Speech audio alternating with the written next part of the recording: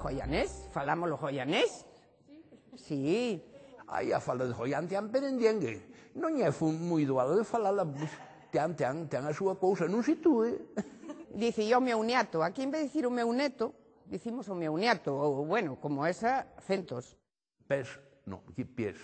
Dicían a travesa, en vez de dicir unha travesa dunha madeira, a travesa. O contrabando chamábamos pisco.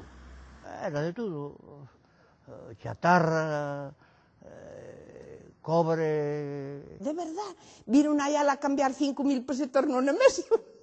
Donde viu ela nunca 5.000 pesetas? Daquela 5.000 pesetas era moito diñeiro, claro.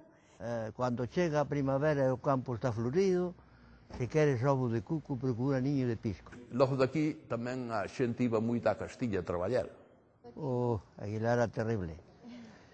Deitabas un ali, cando un aparecía, cando un se levantaba a plumiñán, aquilo estaba todo ciscado.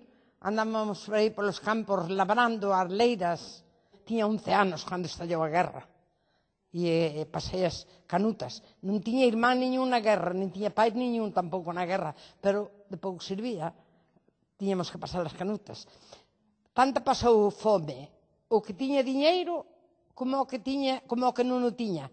Nós non tiñamos, pasábamos fome porque non tiñamos diñeiro. O que tiña diñeiro non tiña onde ir comprar, e era o mismo. Tanto que pasaba fome o do diñeiro como o sin diñeiro.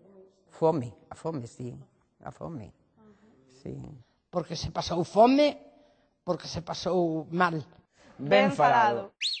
Son de cores moi doces e por eles debecen os nenos. Caramelos escosados.